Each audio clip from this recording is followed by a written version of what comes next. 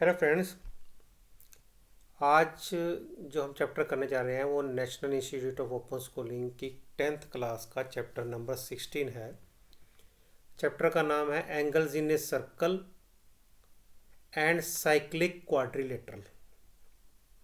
Circle में angles और cyclic quadrilateral के बारे में हमने स्टडी करना है।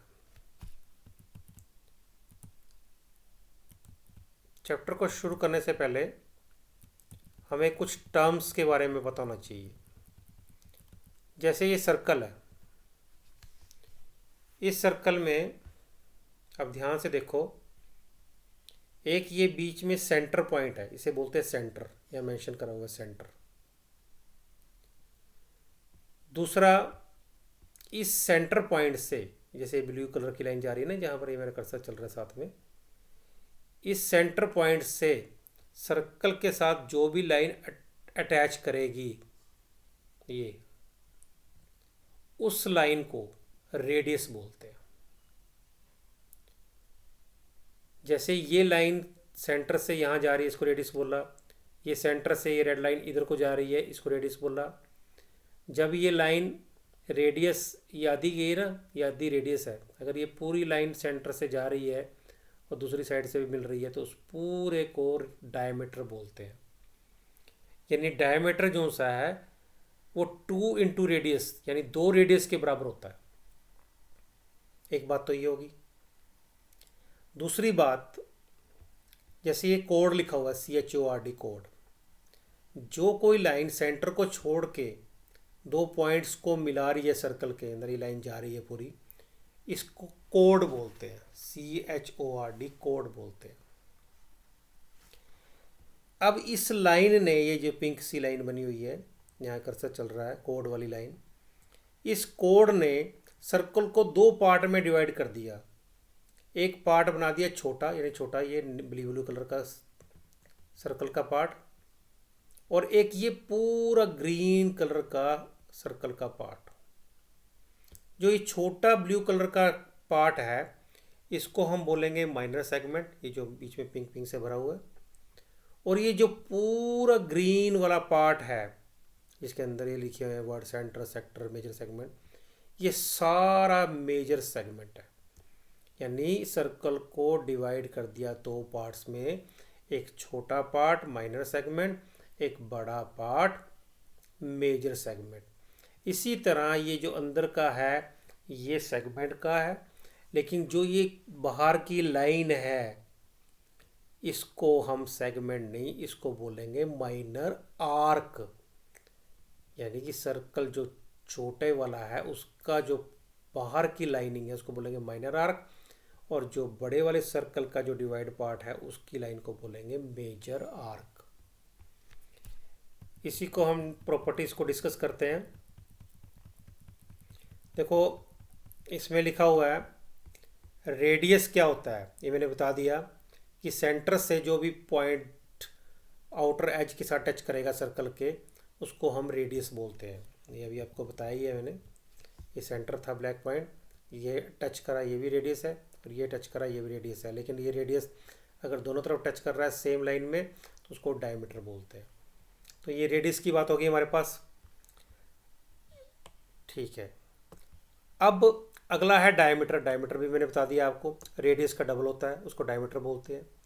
और ये पूरे सर्कल की घेरा, पूरी लाइन, अगर इस सर्कल में चारों तरफ हमने चक्कर मारना है इस लाइन के ऊपर, तो यानी कि ये सारे सर्कल की एक लेंथ है, पूरी लेंथ है, ये ब्लू और ग्रीन पूरी लेंथ है। अगर हम सर्कल में पूरे चक्कर मार रहे हैं तो इसका मतलब हम सर्कल की लेंथ के ऊपर चक्कर मार रहे हैं। और इस सर्कल की लेंथ को हम क्या बोलते हैं, सरकमफ्रेंस बोलते हैं। क्या बोलते हैं, सरकमफ्रेंस बोलते हैं। और इस लेंथ के बीच का जो एरिया होता है उसको हम सर्कल का एरिया बोलते हैं।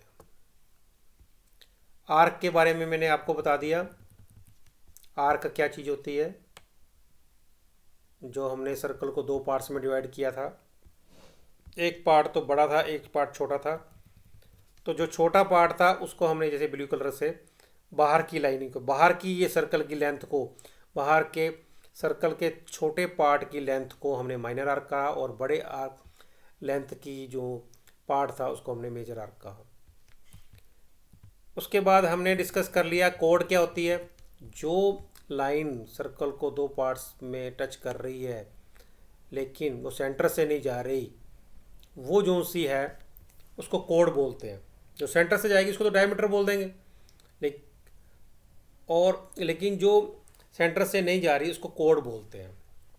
ठीक है, तो लेकिन जो डायमीटर है उसको भी कोड बोल सकते हैं, लेकिन diameter is the main name because जो है ये सेंटर से जाता है। सेगमेंट क्या होता है? सेगमेंट हमने बता दिया, ये एक सर्कल को दो पार्ट्स में हमने डिवाइड कर दिया, उसको बोलते हैं सेगमेंट। और अगर डिवाइड करते हैं तो माइनर सेगमेंट और मेजर सेगमेंट होता है। और अगर हम उसकी बाउंड्री को यानी उसकी लेंथ को काउंट करते हैं माइनर सेगमेंट की, तो उसको माइनर आर्क, और बड़े जो टुकड़े की हमने अगर लेंथ को बाहर के सर्कल को हम करते हैं तो उसको हम मेजर आर्क बोलते हैं। सेंटर पॉइंट वही होता है जहाँ से हम रेडियस को मेजर करते हैं। और सेक्टर क्या है? ये सेक्टर बताया था मैं। देखो एक चीज़ तो मैंने बताया था कि अगर कोई कोड किसी सर्कल को दो पार्ट्स में डिवाइड करती है तो एक माइनर सेगमेंट बनता है और मेजर सेगमेंट बनता है, लेकिन इसने कोई एंगल नहीं बनाया। अगर कोई एंगल बना के, जैसे एक पिज़्ज़ा होता है गोल और उसमें से ऐसे ट्रायंगल काट लिया जाता है, तो वो जो एंगल से चीज़ काटी जाती है उसको सेक्टर बोलते हैं। देखो ये छोटा सेक्टर बन गया, ये वाला जिसके बीच में सेक्टर लिखा हुआ ना, ये माइनर सेक्टर बन गया। और जो इसके पिछले वाला पार्ट सारा बचा उसको मेजर सेक्टर बोल देंगे। तो ये सेक्टर का डिफरेंस होता है। सेक्टर जो सा है वो एंगल के थ्रू डिफाइंड होता है। तो ये हमने बेसिक रूल्स इसके पढ़ लिए। अब हम थोड़ा सा और आ जाते हैं। हमें पता होना चाहिए सर्कल के अंदर कि ये जो सेंटर है, अगर इस सेंटर से एक लाइन इधर जा रही है और एक लाइन इधर जा रही है और ये बीच में जो एंगल बन रहा है इसको हम सेंट्रल एंगल बोलते हैं। लेकिन जिस पॉइंट पे ये मिल रहा है सेंटर एंगल की लाइनें, उससे अगर पीछे कोई लाइनों से कोई एंगल बन रहा है उसको इंस्क्राइब्ड एंगल बोलते हैं। उसको इंस्क्राइब्ड एंगल इसलिए बोलते हैं क्योंकि वो सर्कमफ्रेंस के ऊपर बना हुआ है। तो ये जो वी है वो इंस्क्राइब्ड एंगल है, और ये जो बीच में बना है रेडियस के साथ उसको बोल देते हैं हम सेंट्रल एंगल। ये हमें बहुत इंपॉर्टेंट है एक्सरसाइज स्टार्ट करने से पहले। एक चीज़ हमेशा याद रखना, जो सेंट्रल एंगल होता है ये वाला बीच वाला, ये हमेशा इंस्क्राइब्ड एंगल का डबल होता है। लेकिन वो डबल तभी होगा जब इस सेंटर एंगल की जो आर्म्स है जैसे ए और बी, वहाँ से दूसरा एंगल बन रहा है, दोनों आर्म्स बनी हुई हैं, और वो जो एंगल बन रहा है इस सर्कमफ्रेंस पे, उसका ये हमेशा डबल होता है। एग्जाम्पल से समझा दिया हमने कि अगर ये वाला एंगल इंस्क्राइब्ड, ये एक्स लिखा हुआ है, अगर ये एक्स होगा तो ये इसका 2x होगा। इसी तरह ये देखो उल्टा बना के दिखाया हुआ है कि अगर ये 50 डिग्री का है, देखो ये सर्कमफ्रेंस के ऊपर एंगल बन रहा है ना, और लेकिन इसकी आर्म जो सी जहाँ टच कर रही है उससे सेंटर एंगल बन रहा है। तो जब भी आर्म से सेंटर एंगल बन रहा है या सेंटर एंगल से आपका इंस्क्राइब्ड एंगल बन रहा है तो वो उसका डबल होता है। तो 50 का डबल हमने यहाँ पर 100 लिखा हुआ है।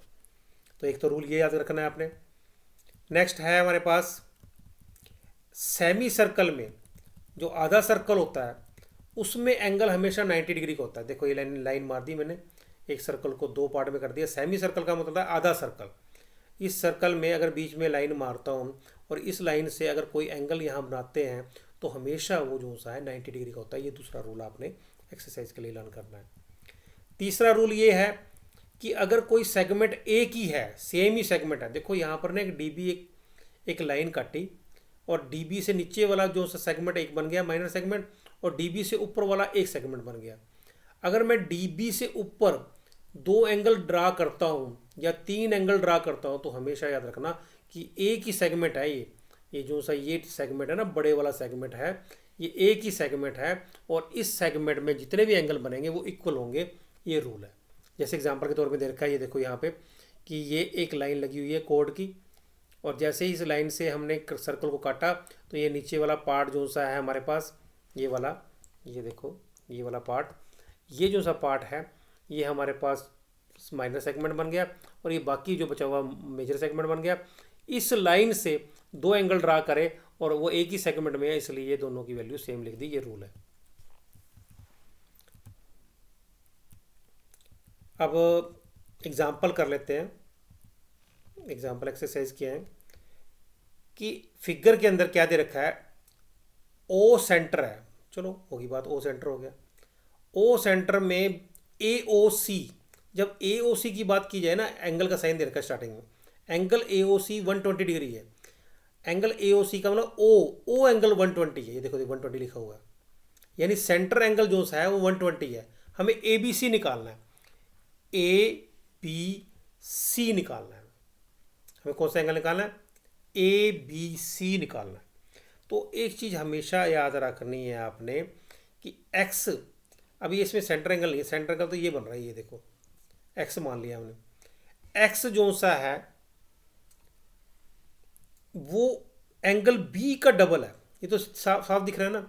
देखो इस पॉइंट से जो 120 के दूसरी साइड पे एंगल है ना, वो सेंट्रल एंगल जो सा है वो एंगल बी का डबल होगा, ये रूल हमने पढ़ा है।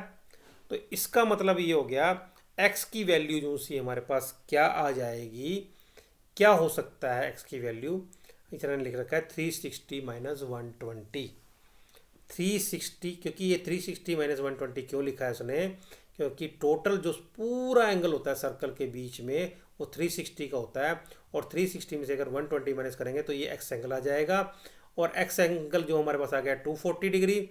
और अगर ये एक्स 240 है तो उसके सामने वाला जो इंस्क्राइब्ड एंगल है जो बी है वो उसका आधा होगा, तो यहाँ पर लिख रखा है 240/2, और हमारे पास आंसर आ गया यहाँ पर भी 120। तो एंगल ए बी सी भी 120 आ गई। दोबारा समझ लो, ये जो बीच का एंगल है उसमें हमें ये बीच में जो ये क्वाड्रिलेटरल बना हुआ है उसके बीच का एंगल 120 दे रखा है, लेकिन उसके अपोजिट का एंगल हमने एक्स माना, और एक्स जो एंगल होगा वो हमेशा बी का डबल होगा। तो इसलिए हमने क्या करा, पहले तो इस पूरे एंगल का मतलब पता है हमें 360 होता है, 360 में से 120 माइनस करेंगे तो ये एक्स की वैल्यू आ जाएगी, ये हमारे पास आ गई 240। जब एक्स 240 आ गया तो हमें पता है कि जो सेंट्रल एंगल है और उसके अपोजिट वाला इंस्क्राइब्ड एंगल है उसके अंदर एक रिलेशन होता है, सेंट्रल एंगल इज डबल होता है, ट्वाइस होता है ऑफ द इंस्क्राइब्ड एंगल, इसलिए हमने उसको 360 में से माइनस करा तो हमारे पास ये 240 आ गया एक्स। जब एक्स 240 आ गया तो हमें पता है कि एक्स का आधा, तो ये सामने वाला जो एक सर्कमफ्रेंस पे एंगल बना हुआ है उनकी आर्म सेम है, वो जो सा एंगल है वो हमारे पास अपॉन 2 करके 120 आ गया। नेक्स्ट क्वेश्चन है, ओ सेंटर पॉइंट है और इसमें देखो ऊपर इंस्क्राइब्ड एंगल 35 दे रखा है, तो साफ दिख रहा है अगर ये 35 है तो सेंटर एंगल तो डबल होता है, तो हम इसका डबल कर देंगे, तो हमारे पास आ जाएगा ओ पी क्यू। लेकिन इसने ओ पी क्यू पूछा है, इसने ओ सेंटर एंगल नहीं पूछा, तो सेंटर एंगल तो हम निकाल लेते हैं कि कितना बनता है। देखो पी ओ क्यू इसमें लिखा हुआ है, पी ओ क्यू डबल है, यानी ये बीच वाला एंगल 35 की जगह 70 का बन गया, लेकिन हमें निकालना है O P Q, O P Q, ये इधर वाला एंगल निकालना है। तो ये हमारे पास कितना आ गया, 70 आ गया। अब ये और ये ओ पी और ओ क्यू जो सी है ना दोनों बराबर हैं, क्यों, क्यों सेंटर से निकली हैं, और सेंटर से निकली हैं दोनों रेडियस होएंगी। अब जो दोनों अगर बराबर हैं, अगर ओ पी भी और ओ क्यू भी बराबर है, तो अगर दो साइड इक्वल होती हैं तो उनके एंगल भी इक्वल होते हैं, यानी पी और क्यू एंगल इक्वल है।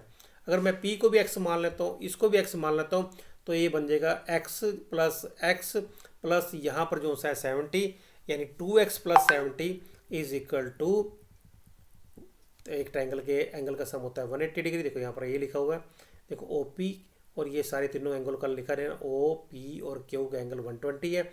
जब ये दोनों एंगल इक्वल हैं पी और क्यू, तो उसकी जगह हम एक्स एक्स भी लिख सकते हैं, चाहे हम ओ पी क्यू लिख दें, और हम इसके अंदर ओ पी क्यू वैल्यू निकल जाएगी हमारे पास 55, 110/55, 180 में से हमने इसको माइनस कर दिया।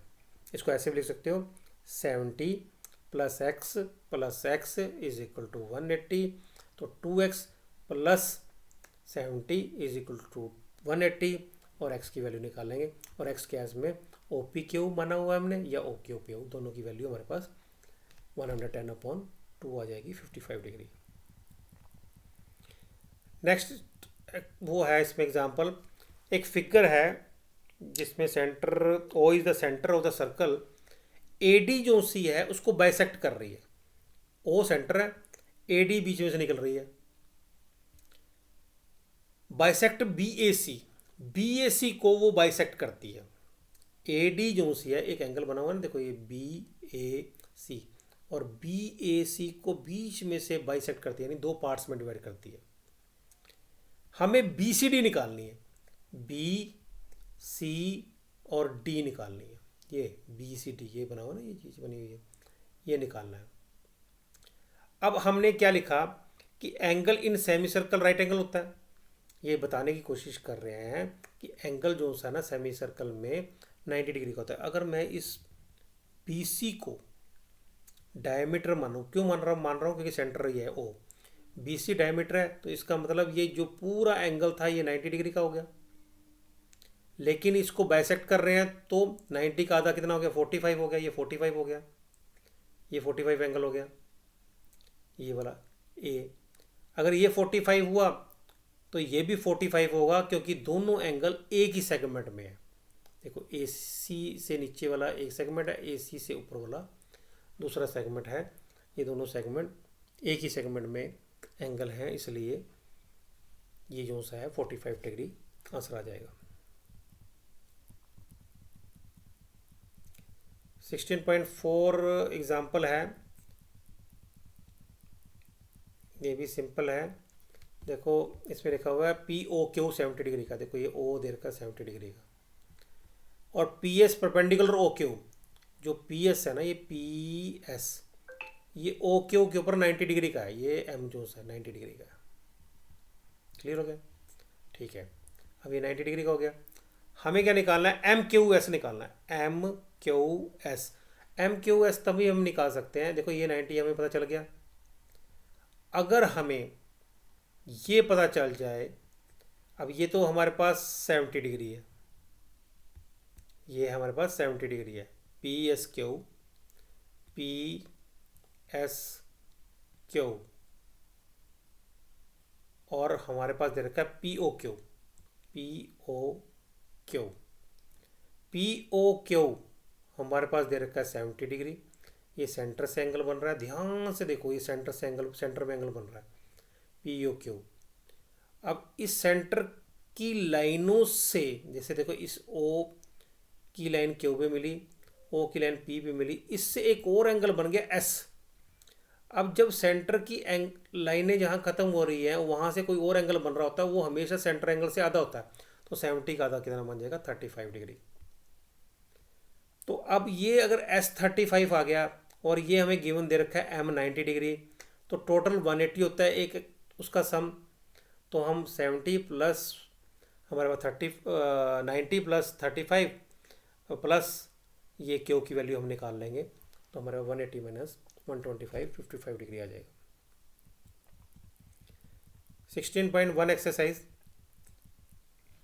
इसमें कह रहा है ए डी बी आर्क है, ये तो सिंपल क्वेश्चन है। देखो ये आपका इंस्क्राइब्ड एंगल बना हुआ 35 डिग्री, और ये बीच वाला एंगल हमें निकालना है ए ओ बी। सेंट्रल एंगल जो है उसका डबल होता है, तो ये 2 इंटू 35 हो जाएगा, 75 डिग्री आ जाएगा, 70 डिग्री आ जाएगा। नेक्स्ट क्वेश्चन है, ए ओ बी एक डायमीटर है, ए ओ बी एक डायमीटर है, चलो जी ठीक है डायमीटर है। हमें प्रूव करना है कि ए पी बी, यानी ये जो पी एंगल है और क्यू एंगल है, ये 90 डिग्री का है। ये 90 डिग्री का इसलिए है क्योंकि ये सेमी सर्कल में है। आपने सिर्फ यहाँ पर रीज़न लिखना है, आंसर में लिखेंगे कि ये A P B 90 degree, A Q B भी 90 डिग्री है, बोथ राइट एंगल हैं। क्यों है राइट एंगल? क्योंकि ये इसका मेन आंसर ये आएगा, एंगल सबटेंडेड बाय डायमीटर। जो एंगल इन डायमीटर मतलब सेमी उसमें सर्कल में होते हैं वो हमेशा राइट एंगल होते हैं। नेक्स्ट है P Q R is an arc, एक आर्क है हमारे पास पी क्यू आर। देखो ये पी क्यू आर पॉइंट्स को देखोगे, पी क्यू आर एक आर्क है, पी टी आर 35 डिग्री है। देखो ये पी टी आर 35 डिग्री, देखो ये 35 डिग्री है। अगर मैं यहाँ लाइन मारता हूँ तो ये एक ही सेकंड में बन जाते हैं, ये भी 35 का होगा, और पूछा क्या हमारा पी एस आर, तो ये भी 35 का होगा, और इसका आंसर क्या आ जाएगा, एंगल इन सेम सेगमेंट। अब नेक्स्ट क्वेश्चन है क्वेश्चन नंबर 4। क्वेश्चन नंबर 4 भी सिंपल है, बीच में हमें दे रखा है एंगल 90 डिग्री उसका सेंट्रल एंगल, और सेंटर एंगल की लाइन जो सी ए पे मिल रही है और बी पे मिल रही है, बी और ए से एक और एंगल बन रहा है डी के साथ, तो वो एंगल जो सा है वो सर्कल के ऊपर बन रहा है, इसको इसके इंस्क्राइब्ड एंगल बनेंगे और ये हमेशा सेंटर एंगल से आधा होता है, तो यानी 60 का आधा कितना हो जाएगा 30 डिग्री। ये हमारे पास 16.1 एक्सरसाइज होगी। नेक्स्ट एक्सरसाइज डिस्कस करने से पहले हम कुछ एग्जांपल्स और टर्म्स याद करेंगे। साइक्लिक क्वाड्रिलेटरल क्या होती है? साइक्लिक क्वाड्रिलेटरल वो होती है जिसमें एक क्वाड्रिलेटरल कौन सी होती है? जिसकी 4 साइड्स होती हैं, जैसे इसमें पी क्यू आर एस। अगर इन सारी साइड्स के जो वर्टिसेस हैं, जैसे पी क्यू आर एस, इसको सर्कल टच करके जा रहा है, तो इस क्वाड्रिलेटरल को हम साइक्लिक क्वाड्रिलेटरल कहते हैं। साइक्लिक क्वाड्रिलेटरल का मतलब है क्वाड्रिलेटरल जो सा है उसको सर्कल जो सा कवर कर रहा है और उसके हर जो वर्टिसेस है, हर पॉइंट को टच कर रहा है, उसको साइक्लिक क्वाड्रिलेटरल कहते हैं। साइक्लिक क्वाड्रिलेटरल की सबसे बड़ी प्रॉपर्टी ये है कि इसके जो अपोजिट एंगल होते हैं वो हमेशा उनका सम जो सा है 180 डिग्री होता है। ये आपने लर्न करना है। अपोजिट सम्स का जो सम्स होता है एंगल का वो 180 डिग्री होता है। ये हमें पता होना चाहिए एक्सरसाइज स्टार्ट करने से पहले। थ्योरम को एक बार रीड कर लेना। नेक्स्ट बात है इसमें, if pair of opposite angle of a quadrilateral supplementary, तो उस क्वाड्रिलेटरल को साइक्लिक कहते हैं। ये बात होगी हमारे पास, इसका ये कन्वर्स है। एग्जाम्पल है कि ABCD एक साइक्लिक पैरेललोग्राम है। हमें शो करना है कि वो रेक्टेंगल है। देखो पैरेललोग्राम की प्रॉपर्टी होती है अपोजिट साइड जो सी उसकी पैरेलल होती है। हमें शो करना है कि वो रेक्टेंगल है। अब रेक्टेंगल कैसे शो कर सकते हैं? हमें मालूम है A और C का सम जो सा 180 डिग्री होता है। हमने लिख दिया यहाँ पे, ये 180 डिग्री लिख दिया। A और C का सम हमने लिख दिया 180 डिग्री। क्यों लिखा? क्योंकि हमें गिवन है कि ABCD जो सी है वो एक साइक्लिक पैरेललोग्राम है, तो इसलिए हमने इसका सम 180 डिग्री लिख दिया A और C का। A और C जो से हैं वो एंगल इक्वल हैं, क्योंकि पैरेललोग्राम की प्रॉपर्टी है कि अपोजिट एंगल पैरेललोग्राम के इक्वल होते हैं। जब इक्वल होते हैं तो अगर A और C का सम 180 है तो हम C की जगह A ले सकते हैं, यानी A की वैल्यू 90 डिग्री आ गई। इसी तरह जब अगर हमने A की वैल्यू 90 डिग्री निकाल ली, इसी तरह हम इसमें D की वैल्यू भी 90 निकाल सकते हैं, C की भी निकाल सकते हैं और B की भी निकाल सकते हैं। और ईच एंगल अगर इसका 90 का हो गया तो ये प्रॉपर्टी बन गई रेक्टेंगल की। अगर हमने एंगल 90 डिग्री निकाल दिया सबका, तो इसका मतलब ये एक रेक्टेंगल है। एक रेक्टेंगल की प्रॉपर्टी होती है कि उसका ईच एंगल जो सा है 90 डिग्री का होता है और अपोजिट साइड जो सी है इक्वल होती है। तो ये दोनों प्रॉपर्टीज़ को फुलफिल कर रहा है, तो therefore ABCD is a rectangle. Next है 16.6। इसमें कह रहा है कि a pair of opposite sides of cyclic quadrilateral जो सी इक्वल होती है, प्रूव दैट डायगोनल भी इक्वल होते हैं। जब हमें कह रहे हैं कि अपोजिट साइड्स जो सी हैं इसकी इक्वल है साइक्लिक क्वाड्रिलेटरल की, गिवन दे रखा है हमारे पास, तो हमें प्रूव करना है उसके डायगोनल भी इक्वल होंगे। तो इसको हमें प्रूव करने के लिए हमें आर्क लेनी पड़ेगी। आर्क AB ले ली हमने, ये AB आर्क है। आर्क क्या होती है? जो एक सर्कल की बाहर की लेंथ होती है, सरकमफ्रेंस है पूरा का पूरा। इसमें AB जो है वो आर्क है। इसी तरह आर्क CD ले ली हमने, आर्क AB और CD ले ली। अब दोनों में AD हम ऐड कर देंगे आर्क, और हमारे पास आ जाएगी अल्टीमेटली कोड BD और कोड CA, यानी हमारे पास BD और CA इक्वल आ गया। और यही हमें प्रूव करना है, BD और CA। इसके लिए आपको क्या याद रखना पड़ेगा कि एक आर्क A वाली ली, एक CD ली, और दोनों साइड में हमने AD आर्क ऐड कर दी। जब दोनों साइड में हम आर्क AD ऐड कर देंगे तो हमारे पास जो चीज़ हमें प्रूव करनी है वो हमारे पास आ जाएगी। नेक्स्ट एग्जांपल है कि फिगर दे रखी है हमारे पास PQRS, साइक्लिक क्वाड्रिलेटरल है।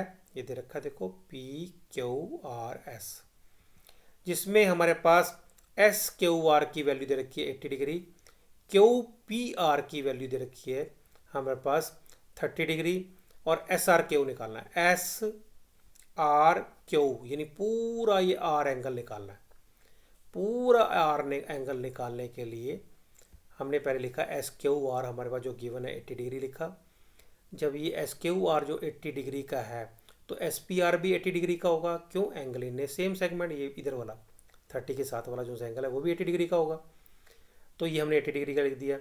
तो ये 80 का हो गया, ये 30 का हो गया, टोटल हो गया 110। ये टोटल 110 हो गया ना हमारे पास। तो ये एंगल हमारे पास टोटल आ गया 110 का।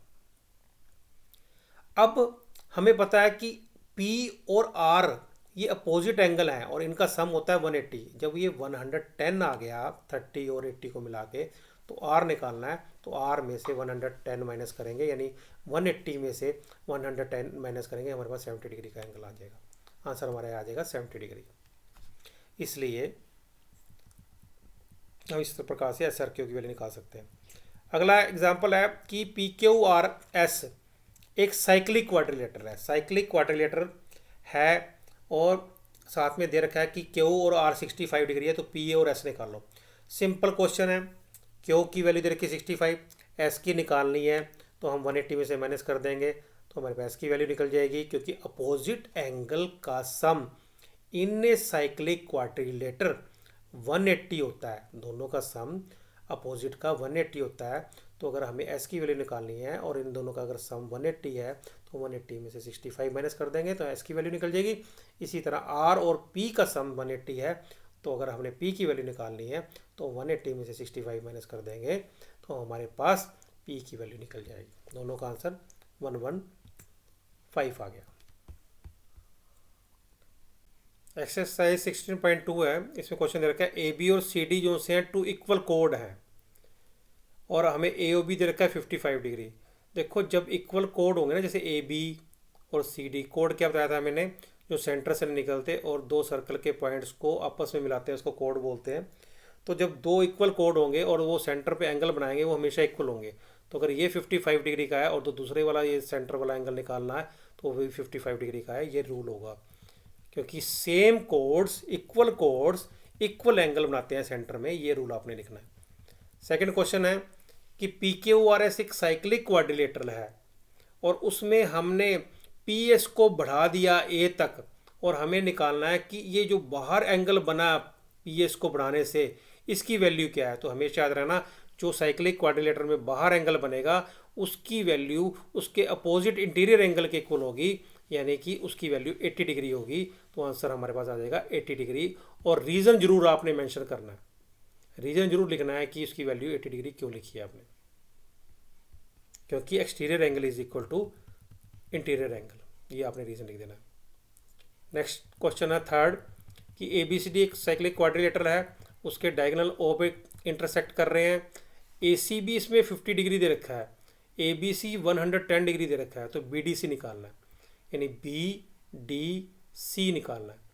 तो उसको निकालने के लिए सबसे पहले जो हमारे पास गिवन है उसको लिखेंगे। बी डी सी हमारे पास बी डी सी वो बी ए सी के इक्वल होगा, बी ए सी के इक्वल होगा।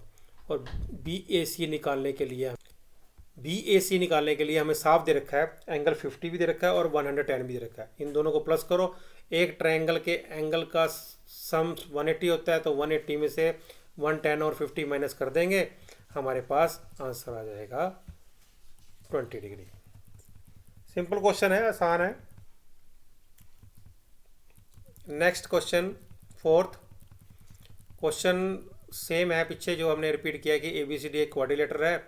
इसमें ए जो सा एंगल है वो is equal to B C E के इक्वल है, यानी ये जो अंदर का ए एंगल है वो बाहर के सी एंगल के इक्वल है। और क्या ये क्वाड्रिलेटरल है साइक्लिक? तो हम लिख देंगे हाँ ये क्वाड्रिलेटरल है, क्योंकि साइक्लिक क्वाड्रिलेटर का यही होता है कि अपोजिट एंगल जो सा बाहर का होता है ना, एक्सटीरियर एंगल इंटीरियर एंगल के इक्वल होता है, तो इसलिए ये साइक्लिक क्वाड्रिलेटरल है।